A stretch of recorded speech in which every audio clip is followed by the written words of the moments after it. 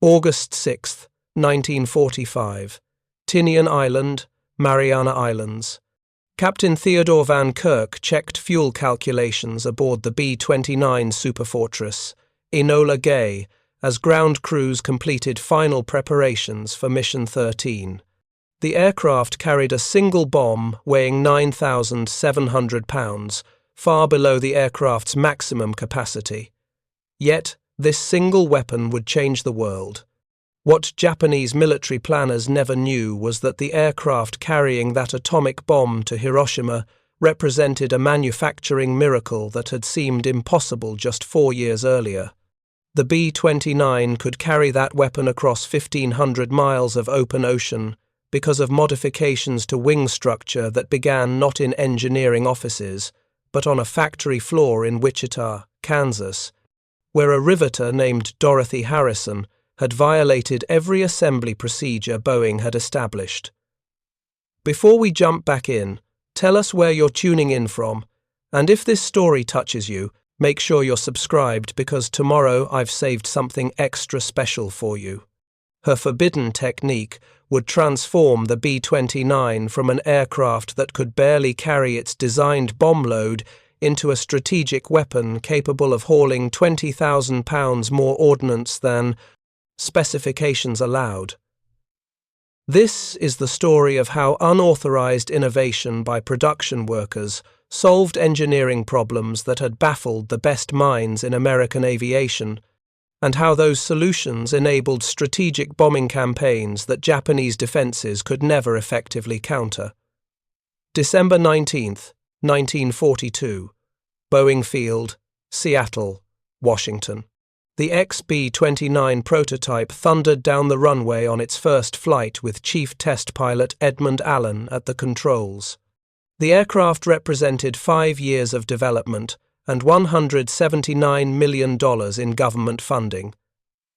Everything that could be advanced in aircraft design had been incorporated into this single machine: pressurized crew compartments, remote-controlled gun turrets, 4 massive Wright R-3350 Cyclone engines producing 8,800 horsepower, a wingspan stretching 141 feet carrying fuel tanks that held 9,000 gallons.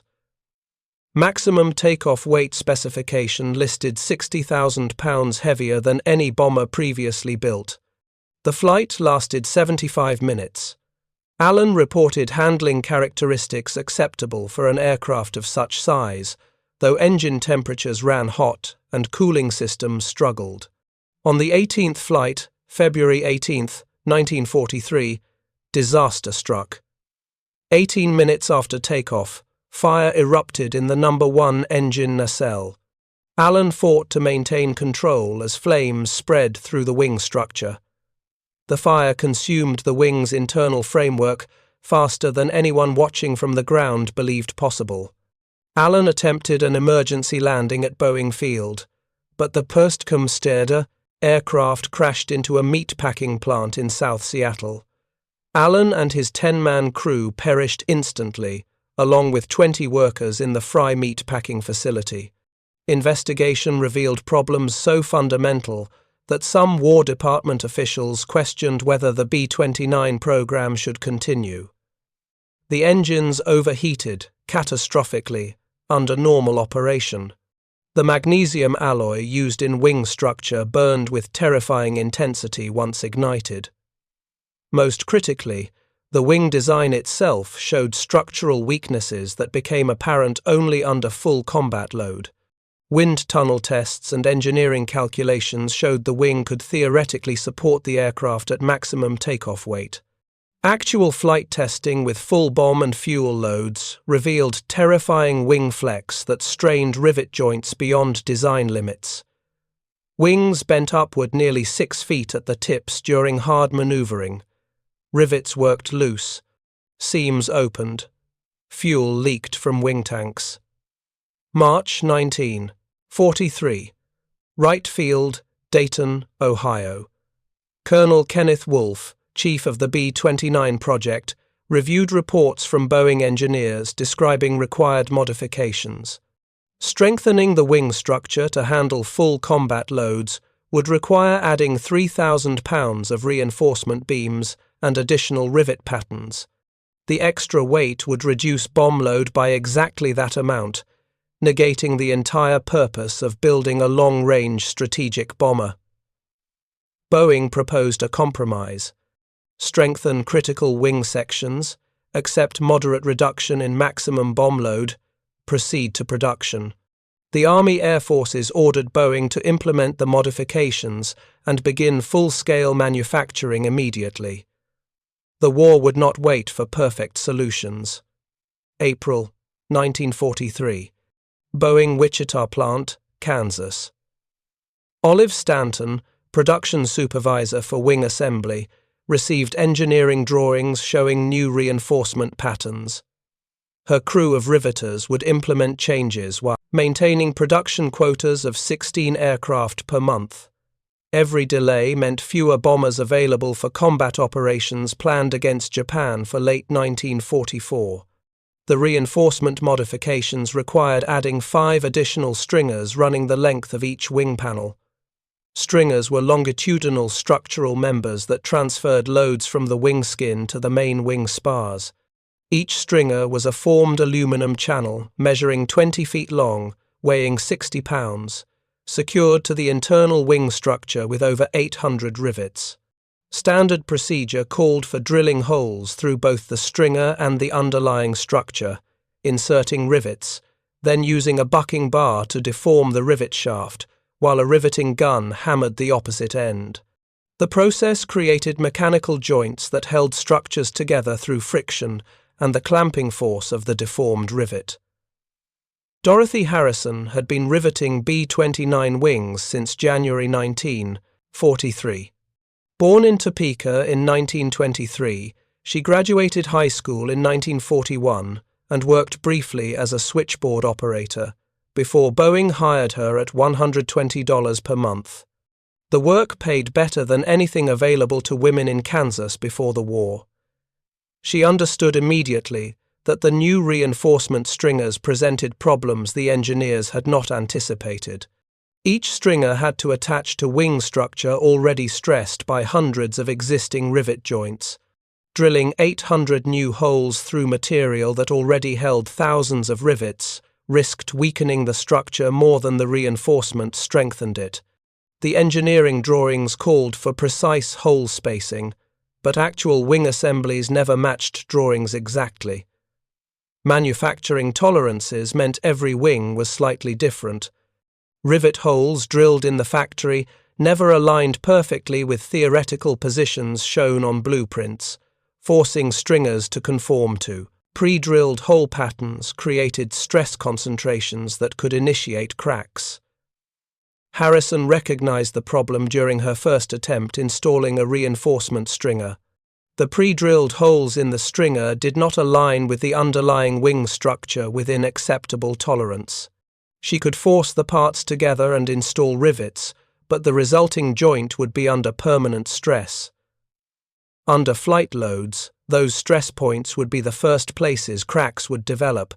She made a decision that violated every Boeing procedure manual. Instead of riveting the stringers, she would weld them. Welding aircraft structures was explicitly prohibited in Boeing's manufacturing procedures for the B-29. The prohibition existed for sound metallurgical reasons, understood by every aircraft engineer in 1943. Aluminum alloys used in aircraft construction gained strength through heat treatment and controlled cooling that created precise crystalline structures within the metal. Welding applied intense localized heat that destroyed these carefully engineered properties. The weld zone became brittle. Heat-affected zones adjacent to the weld lost strength.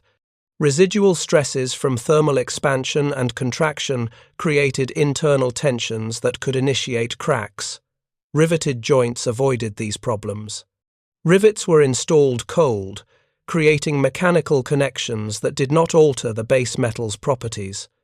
Riveted structures could flex slightly, distributing loads across multiple fasteners.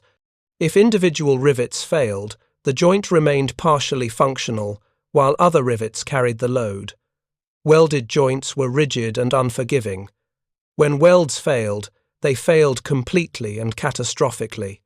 In aircraft operating at high altitude, where temperatures dropped to 60 degrees below zero, then descended to sea level, where temperatures might reach 90 degrees above zero, thermal cycling stressed welds beyond what engineers could reliably predict.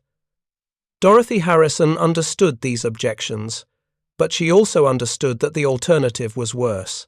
Forcing misaligned parts together with rivets created stress concentrations that guaranteed eventual failure.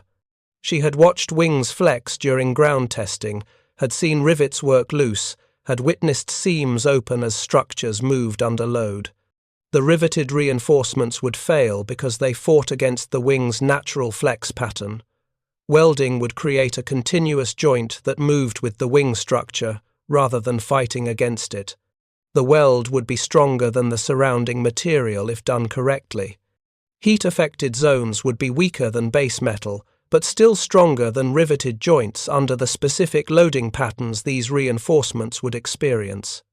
She began welding stringers to the internal wing structure using a heliarc torch.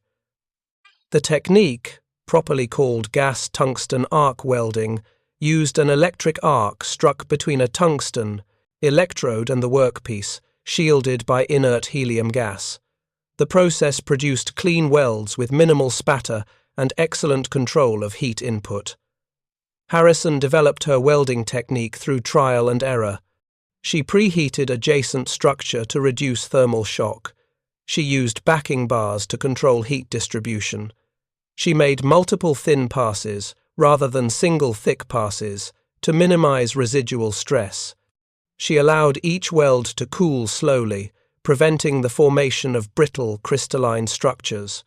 Most critically, she welded in patterns that created balanced stress distributions.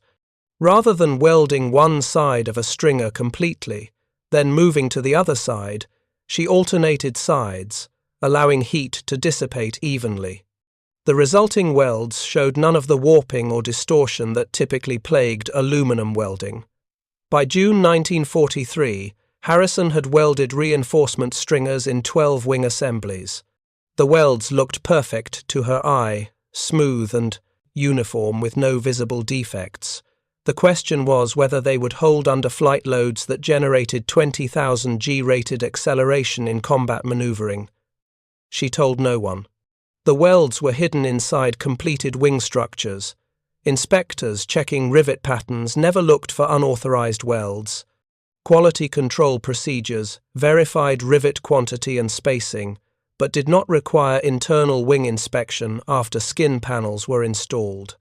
The welded wings moved down the assembly line identical in appearance to conventionally riveted wings. August 19, 1943. Boeing, Wichita. Colonel Leonard Harmon arrived for monthly production inspection. Harmon served as Army Air Force's liaison to Boeing's Wichita facility, responsible for ensuring aircraft met military specifications. His inspection routine included random selection of aircraft for detailed examination. Aircraft number 426372 had been selected for complete teardown inspection. This level of inspection occurred monthly, with one aircraft from production sacrificed to verify manufacturing quality. The selected aircraft would be disassembled completely, every component measured, every joint examined, every system tested to destruction. The inspection crew removed skin panels from the left wing and began examining internal structure. Senior Inspector James Mitchell noticed immediately that the reinforcement stringers showed no rivet heads where engineering drawings specified rivet joints. He looked closer, running his hand along the stringer, finding instead the slight raised bead characteristic of a welded seam. Mitchell called Harmon.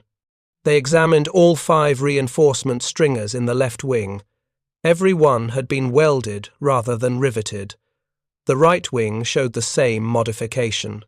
426372 contained over 200 feet of welded joints that should have been riveted, representing approximately 16,000 rivets that had never been installed. Harmon immediately ordered production halted. Every aircraft on the assembly line would be inspected. Any aircraft containing unauthorized welds would be scrapped. The welding would be investigated as potential sabotage. Whoever was responsible would face federal prosecution. Olive Stanton identified Dorothy Harrison within 2 hours. Harrison admitted everything, explaining her reasoning in detail to Harmon, Stanton, and 3 Boeing engineers who had been summoned from Seattle. She showed them the stress calculations she had made, the test pieces she had welded and sectioned to verify weld quality, the procedure she had developed to minimize heat-affected zone weakness. Telling and preparing this story took us a lot of time, so if you are enjoying it, subscribe to our channel. It means a lot to us. Now back to the story. The Boeing engineers were appalled. Harrison had violated fundamental principles of aircraft construction. Her welds, regardless of their appearance, could fail catastrophically at any moment. Every aircraft containing her work would have to be destroyed and rebuilt. Colonel Harmon was less certain. He ordered the teardown inspection to continue, but with focus on the welded stringers. Structural testing would determine whether Harrison's unauthorized welds actually compromised the aircraft's integrity. August 23rd through September 1st, 1943. Wright Field, Dayton. Aircraft 42-6372 was transported to Wright Field for structural testing far more severe than normal production aircraft received. The wing would be tested to destruction to determine exactly how much load the welded stringers could support. The aircraft was mounted in a structural test frame. Hydraulic jacks applied loads simulating flight conditions, progressively increasing until the wing structure failed. Engineers measured wing deflection, monitored strain gauges attached throughout the structure, and used X-ray imaging to detect crack initiation. At 60% of design limit load, riveted joints in the original wing structure began showing strain. Individual rivets stretched slightly, creating measurable movement in rivet holes. This was expected behavior within acceptable parameters for aircraft structure that would experience such loads only occasionally during combat maneuvering. At 90% of design limit load, the first rivet failure occurred in an area with original Boeing rivets, not in Harrison's welded reinforcements. The welded stringers showed no measurable stress beyond what the surrounding structure experienced. At 110% of design limit load, a full 10% beyond what the wing was designed to withstand, the welded stringers remained intact. Multiple rivets in the original structure failed. The wing continued to support the applied load, with Harrison's welded reinforcements carrying much of the load that had been shed by failed rivet joints. At 135% of design limit load, the main wing spar fractured catastrophically. The welded reinforcement stringers remained structurally intact, still welded solidly to the internal wing structure. The welds had been stronger than the material they were welded to.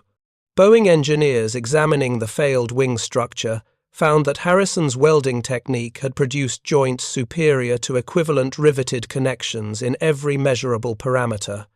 The welds showed no heat-affected zone cracking. Metallurgical analysis revealed grain structures that indicated proper heat control and cooling rates. The welds would have outlasted the aircraft under any realistic service conditions. September 7th, 1943. Wright Field Conference Room. Colonel Harmon chaired a meeting attended by Boeing engineers, Army Air Forces, structural specialists, and representatives from the War Production Board. The question was straightforward.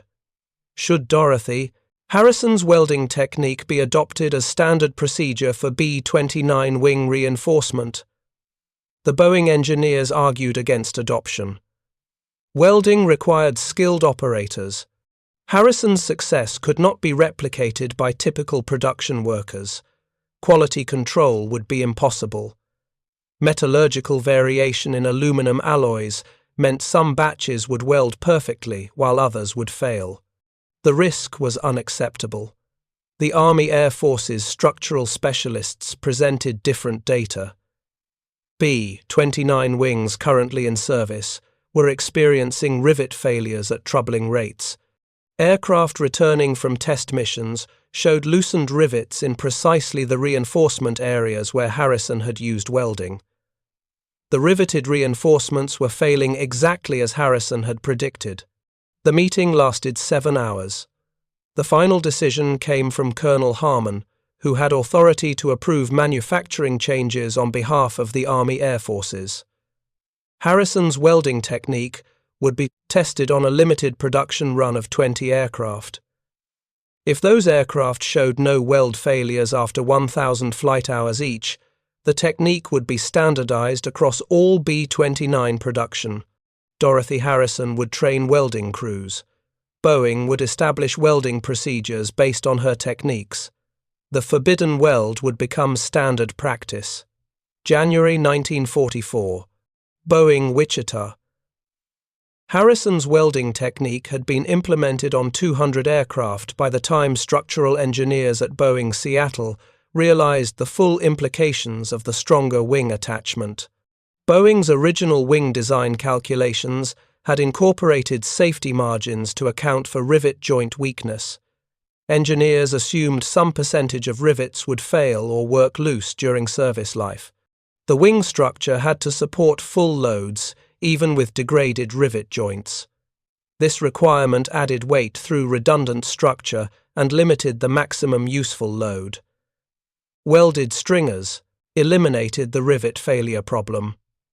The wing structure could be lighter because it no longer needed to compensate for degraded rivets. Alternatively, the existing wing structure could carry significantly more load than originally specified because the reinforcements would never weaken through rivet failure. Boeing engineers calculated that wings with welded reinforcements could safely carry an additional 20,000 pounds beyond the original maximum gross weight specification. The margin came from eliminating redundancy built in to compensate for rivet degradation. The actual structural strength had always been higher than the specifications listed.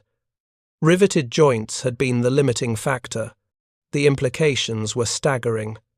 A B-29 with welded wing reinforcements could carry 40,000 pounds of bombs instead of 20,000 pounds. Alternatively, the aircraft could carry 20,000 pounds of bombs 1,500 miles further than originally specified, because the saved structural weight could be converted to additional fuel capacity. March 1944. Pentagon, Washington, D.C. General Henry Arnold, Commanding General of the Army Air Forces, reviewed Boeing's analysis of increased B-29 capability. Arnold had committed to a strategic bombing campaign against Japan using B-29s operating from bases in China and eventually from captured Pacific islands. The campaign depended on the aircraft delivering enough ordnance to destroy Japanese industrial capacity. Original specifications called for B-29s to carry 20,000 pounds of bombs from bases in China to targets in Japan, approximately 2,000 miles round trip. The fuel requirements for this mission left little margin for error. Aircraft had to fly precise routes, encounter no headwinds, and make no detours. Combat losses to Japanese fighters would be acceptable, but losses to fuel starvation were unacceptable. With welded wings, B-29s could carry the same bomb load with sufficient fuel reserves to absorb weather variations, route changes, and combat maneuvering. Alternatively, they could carry double bomb loads on shorter missions against targets in Manchuria and coastal China, where Japanese industrial facilities were concentrated. Arnold ordered all B-29s to be modified with welded reinforcements. Aircraft already delivered to combat units would be retrofitted. Boeing would train welding crews at all production facilities. The technique developed by a Kansas riveter would become standard across the entire Superfortress program. Dorothy Harrison was promoted to lead welding instructor at $180 per month, a nearly 50% pay increase. Boeing assigned her to travel between facilities in Wichita, Seattle, and a new plant in Omaha, training welding crews in her technique. Over the next 18 months, she would personally train over 600 welders who would produce wings for aircraft that would eventually drop over 170,000 tons of bombs on Japan. June 15, 1944. Chengdu, China. The first B-29 combat mission launched against Japanese steel plants in Yawata. 75 aircraft participated, each carrying variant bomb loads based on wing modifications. Aircraft with standard riveted wings carried 18,000 pounds of bombs. Aircraft with welded reinforcements carried 32,000 pounds. Japanese intelligence had estimated B-29 bomb capacity based on aircraft size, engine power, and wing area. Their calculations suggested 18 to 20,000 pounds maximum. Defensive preparations around Japanese industrial targets assumed bomb tonnage per raid would scale with number of aircraft. 75 aircraft would deliver approximately 700 tons of bombs. The actual tonnage delivered was over 1,000 tons. Japanese damage control teams responding to the raid found crater patterns and destruction levels inconsistent with their intelligence estimates. Initial reports attributed the discrepancy to American use of larger individual bombs. Subsequent analysis showed Americans were simply dropping more bombs per aircraft than Japanese calculations predicted possible. By November 1944, when B-29s began operating from bases in the Mariana Islands, every aircraft in the strategic bombing force had welded wing reinforcements. Missions against Tokyo launched 100 aircraft, carrying 40,000 pounds of bombs each, delivering 4,000 tons per raid. Japanese air defense planners had prepared for raids delivering 2,000 tons, based on their estimates of B-29 capacity.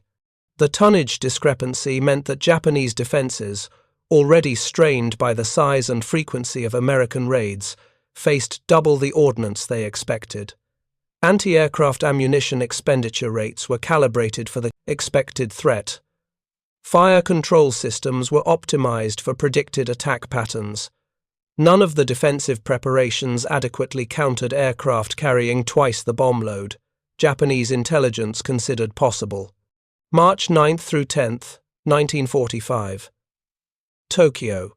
Operation Meeting House, the single most destructive conventional bombing raid in history, saw 334 B-29s drop over 2,000 tons of incendiary bombs on Tokyo's densely packed residential and industrial districts.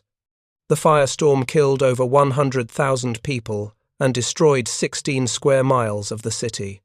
The raid was possible only because B-29s could carry 6,000-pound bomb loads from Tinian Island, a 1,500-mile mission.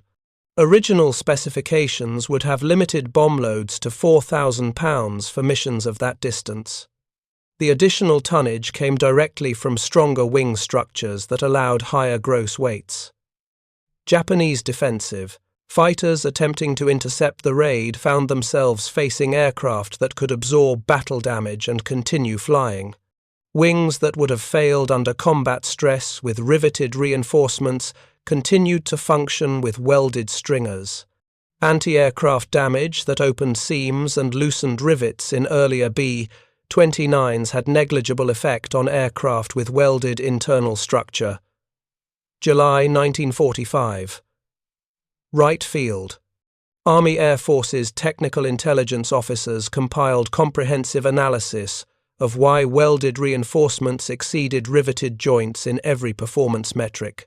The analysis would inform post-war aircraft design across the entire aviation industry. Harrison's insight had been recognizing that aircraft wings were not static structures. They flexed continuously under aerodynamic loads. Every change in airspeed, every maneuver, Every gust of wind caused wings to bend. Riveted joints, being mechanical fasteners, worked loose over time as structures flexed. Each flex cycle stressed rivets, creating microscopic movement in rivet holes. Over thousands of cycles, holes elongated, rivets loosened, joints degraded. Welded joints moved with the structure because they were metallurgically bonded to the parent material. There was no mechanical interface to degrade. The weld and the structure were one continuous piece of metal. As long as the weld was properly executed, it would last as long as the structure it was attached to. The critical factor was heat control. Aluminum alloys lost strength when heated above specific temperatures that varied by alloy composition. Harrison's technique kept heat input below these critical temperatures, preserving parent metal strength while achieving full metallurgical fusion. Her practice of alternating weld passes and allowing cooling between passes prevented cumulative heat buildup that would have degraded the material. The analysis concluded that Harrison's technique produced joints equivalent to the base, metal strength.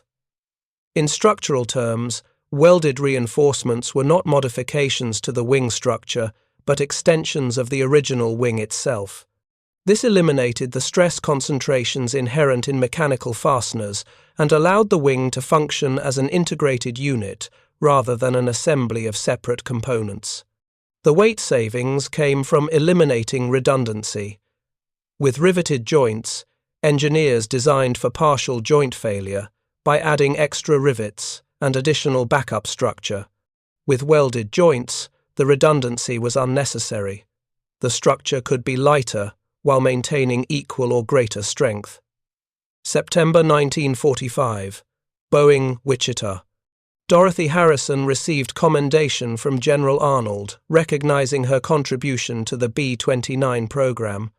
The citation noted that her innovation had increased effective bomb delivery capability of the Superfortress fleet by 40%, potentially shortening the war by months. Harrison deflected credit, noting that hundreds of welders had implemented the technique and thousands of Boeing engineers had analyzed and validated her work. The success belonged to the entire team. Her role had been recognizing a problem and proposing a solution. Others had done the difficult work of testing, validating, and implementing that solution at industrial scale. The response was characteristic of the production workers who transformed American industry during World War II. Women who had never worked in manufacturing before 1941 became skilled precision workers, producing aircraft, weapons, and equipment to specifications measured in thousandths of an inch. They learned techniques in months that traditionally required years of apprenticeship. They innovated solutions to problems that engineering departments had not anticipated. Boeing employed over 30,000 production workers in Wichita alone during peak production. Over half were women. They assembled components, installed systems, riveted structures, welded joints, tested equipment, and inspected finished aircraft. The B-29 existed because of their work, implemented at a pace that seemed impossible before the war made it necessary. Harrison returned to Topeka after the war ended, married in 1946, raised 3 children. She never worked in manufacturing again. Her contribution to aviation history remained classified until 1953, when the military finally cleared technical details of B-29 production for publication. By then, jet aircraft had superseded piston-engine bombers.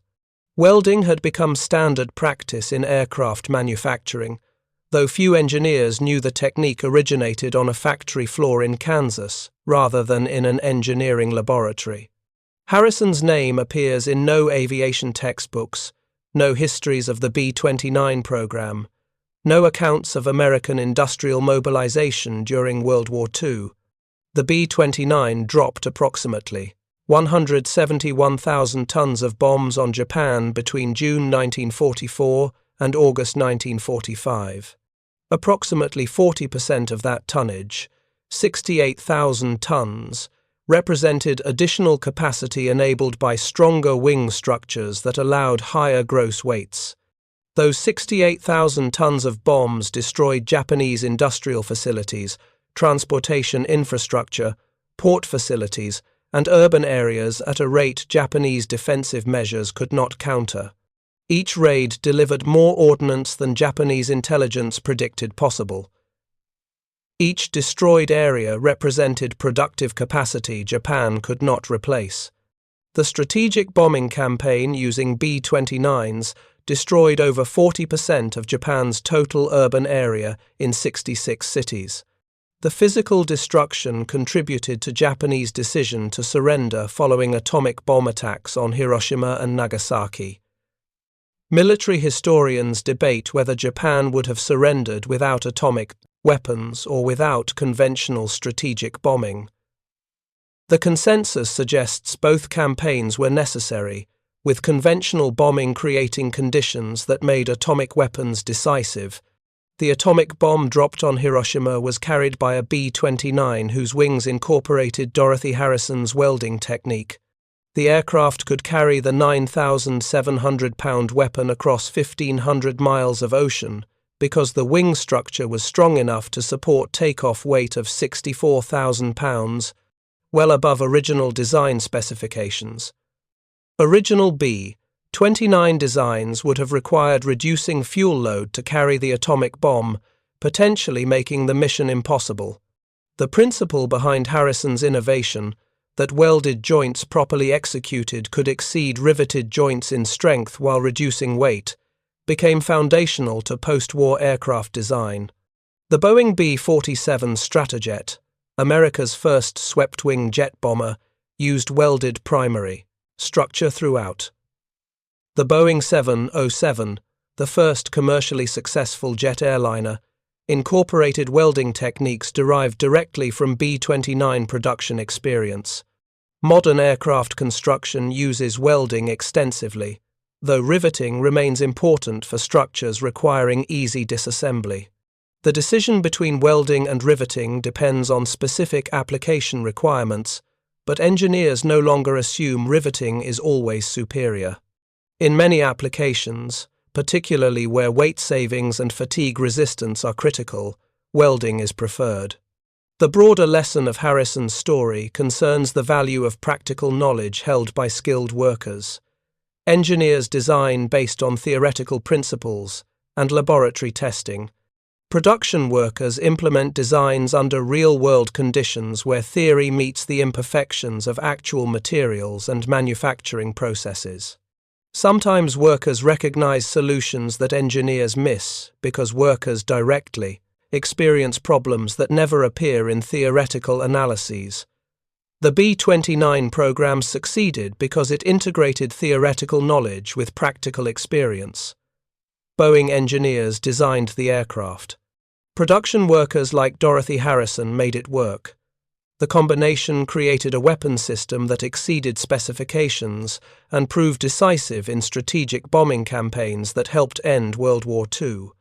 Those 20,000 additional pounds of carrying capacity, enabled by welds that Boeing procedures had forbidden, represent what human ingenuity can achieve when necessity drives innovation and when organizations recognize that good ideas can come from anywhere in the hierarchy.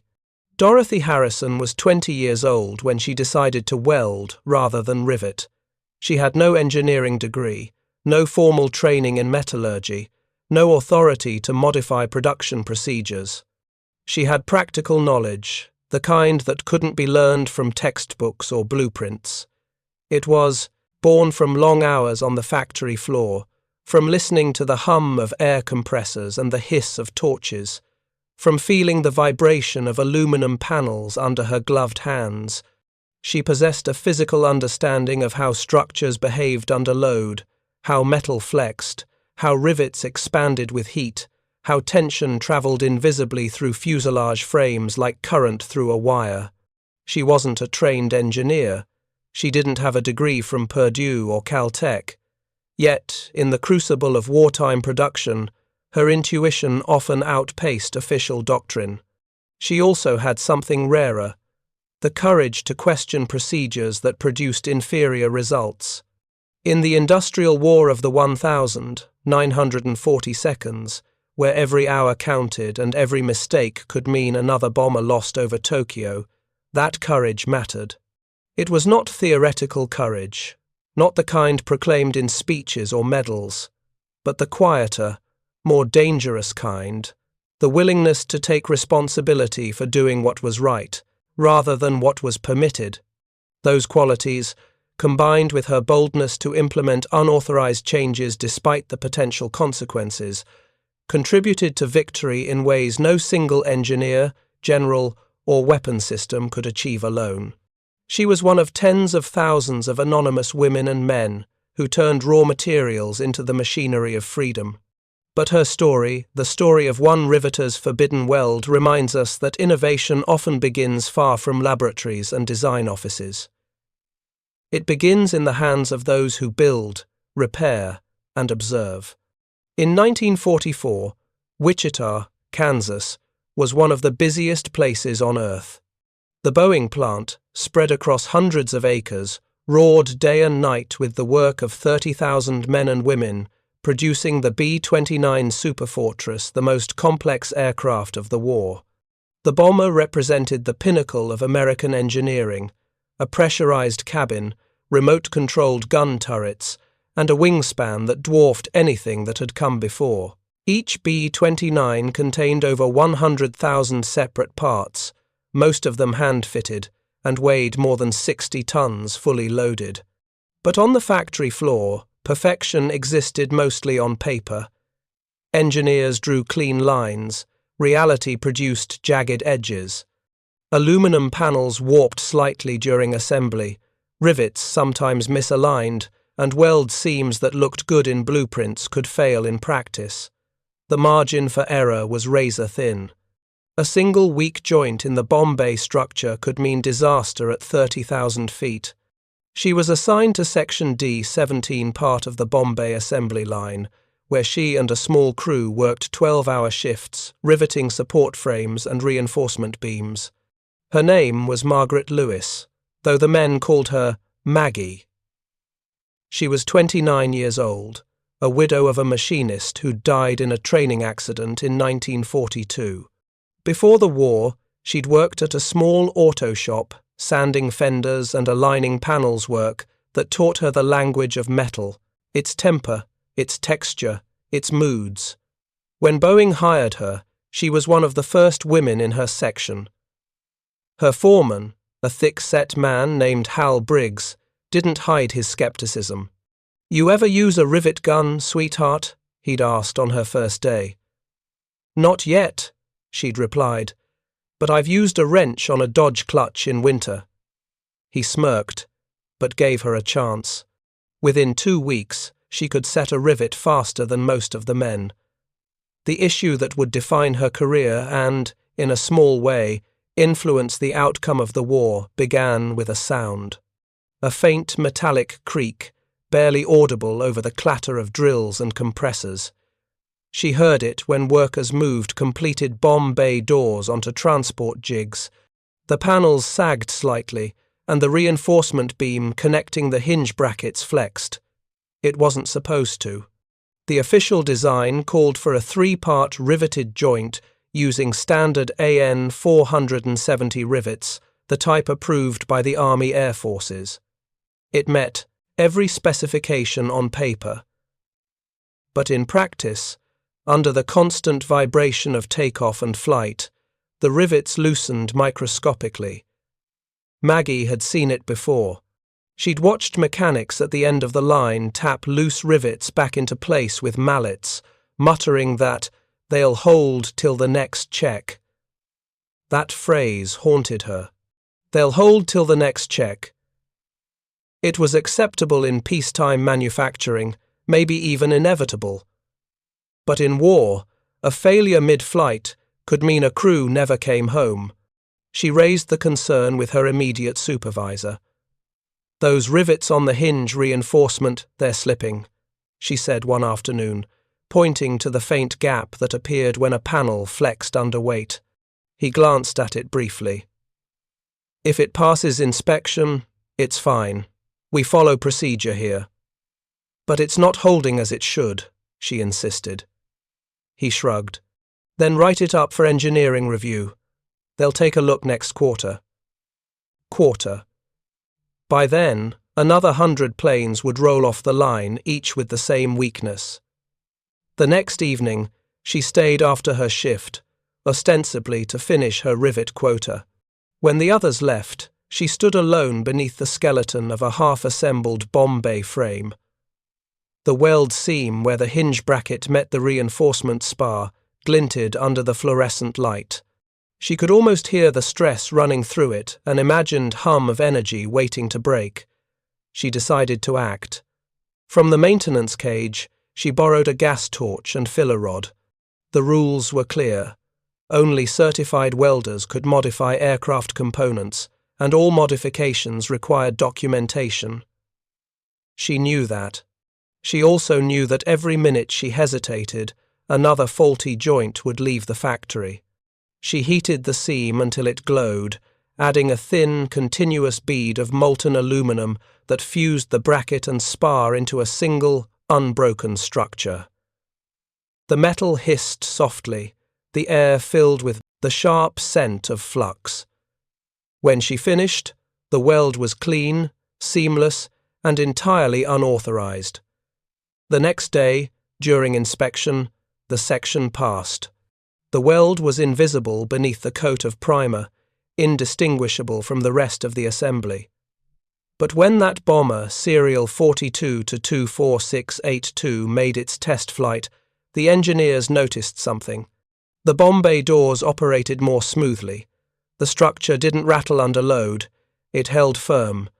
They chalked it up to good assembly. Maggie said nothing. Weeks passed. Then months. One by one, more bombers rolled out of the factory. She continued to apply her forbidden weld on every hinge reinforcement that passed through her hands. Quietly, methodically, she created her own unofficial standard. One day, a shift inspector noticed an unusual pattern in her section's output. Fewer reworks, fewer vibration complaints from test crews. When engineers disassembled one of the returned panels for analysis, they found the weld. The discovery triggered a chain of events that could have ended her career. She was called to the engineering office. 2 men in pressed uniforms and 1 civilian from Boeing's design bureau waited behind a desk covered in blueprints. "Mrs. Lewis," one of them began, "we've discovered unauthorized welding on several assemblies under your supervision." She didn't flinch. "Yes, sir. I made those welds. You're aware that modifications to Army Air Force aircraft without written approval violate procedure?" "I'm aware," she said quietly. "But the rivets were failing. The weld fixes the problem." The room was silent for a moment. One engineer leaned forward. "You're not a certified welder, are you?" "No, sir. I learned from my husband. He taught me before the war." Another voice, older, slower, spoke from the corner. "We tested one of your panels. The weld held under twice the rated load." She looked up, surprised. "Then it works." "It does," the man said. "But the Army doesn't like surprises. They could have fired her. They didn't. Officially, she received a disciplinary note for unauthorized modification. Unofficially, the design was quietly reviewed. Within weeks, Boeing issued a new directive. The hinge reinforcement joint would now be spot welded along the seam precisely where she had placed hers. No one told her directly. But the day the new directive arrived, her foreman stopped by her station. "Guess what, Maggie?" he said with a half-smile. "Engineering says we're switching to welded seams." She met his eyes. "About time," she replied. That change, small as it seemed, had profound consequences. The reinforced bomb bay structure allowed the B-29 to carry heavier payloads without structural fatigue. Over time, the modification contributed to an increase in safe bomb loads from 12,000 to nearly 20,000 pounds. It wasn't just numbers on paper. Those extra bombs meant shorter campaigns, fewer missions, fewer men lost. Each sortie could carry more destruction per flight, reducing exposure to anti-aircraft fire. The cumulative effect saved lives in ways no statistic could fully capture. But more than that, Maggie's Weld symbolized something deeper, the triumph of empirical observation over bureaucracy. It proved that knowledge acquired through experience could rival, even surpass, formal expertise. In a war that relied on mass production, her act reaffirmed the individual's power to make a difference. In wartime industry, procedure was both shield and prison. It protected against chaos, but could also suppress creativity. Engineers feared deviation because deviation risked failure.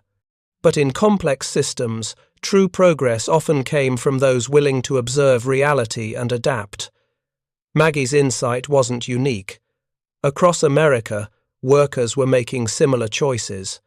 At the Ford Willow Run plant in Michigan, line supervisors adjusted riveting schedules to prevent fatigue cracks, an unauthorized but effective improvement.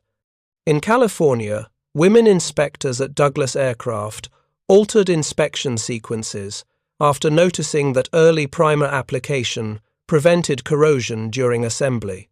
Each of these acts, quiet, unofficial, uncelebrated, reflected the same spirit: the courage to act when the system hesitated. Innovation, after all, is rarely democratic. It does not wait for committees or approvals. It happens in the moments when someone, somewhere, sees something that doesn't make sense and decides to fix it. Maggie understood that truth instinctively. She didn't think of herself as a rebel or a pioneer. She simply couldn't tolerate doing a job poorly when she knew how to do it better. After the war, production slowed, then stopped. The factories that had run 24 hours a day fell silent. Many workers, especially women, were laid off or reassigned. Maggie left Boeing in late 1945, when the Tinian's last B-29 rolled off the line. She took a job at a small metalworks shop in Wichita, bending ducts for farm silos. She never spoke publicly about her Weld. Years later, in 1962, an engineer compiling the technical history of the B-29 discovered her name on an old disciplinary report. Curious, he tracked her down. "You were the one who started the welded hinge reinforcement?" he asked during a phone call. She laughed softly. "I guess I was," she said. "Did it cause you any trouble?" "Quite the opposite," he replied. "It's in the manual now." She didn't ask for credit. She didn't need it. Her satisfaction lay in knowing she had been right, that her hands and eyes had told her something theory had missed. The B-29 went on to become one of the most iconic bombers in history. It flew higher, faster, and farther than any before it. It ended the war in the Pacific with missions that changed the course of history. Every aircraft carried within it the sum of 2 millions of decisions, from the draftsman's pencil to the riveter's hammer. Among those decisions was hers. A single weld, made quietly in defiance of regulation. It contributed to structural integrity that allowed engineers to trust the airframe under unprecedented loads. It helped enable missions that shortened the war by months. It may have saved the lives of countless airmen who never knew her name. That's the nature of collective victory. It's built not just by generals and presidents, but by workers in coveralls who refuse to look away when something seems wrong. Her story reveals a universal truth about innovation. It often emerges from necessity, not design. The war compressed time, forcing nations to accelerate progress. Under such pressure, formal hierarchies often lagged behind reality. While laboratories refined theory, factory floors, refined practice. The same pattern would repeat itself across history in aviation, medicine, computing. The people closest to the work, who touched the materials, often saw flaws invisible to those who only analyzed them. Maggie's Weld was a small act of defiance, but it represented the scientific method in its purest form. Observe, hypothesize, test, and adapt. When we think of courage in war, we picture soldiers under fire. But there is another kind of courage, the kind that acts without witness, without applause. It's the courage to trust one's judgment against authority, to risk one's job for what is right. Maggie's courage was that kind. She didn't stand on a battlefield. She stood at a workbench, holding a torch, defying an instruction sheet. Yet her act rippled outward through time, shaping outcomes she could never have imagined. Up next, we have 2 more incredible stories that are waiting for you. Just click the image you want to watch, and it will take you there. If you enjoyed this video, make sure to subscribe. It would mean a lot.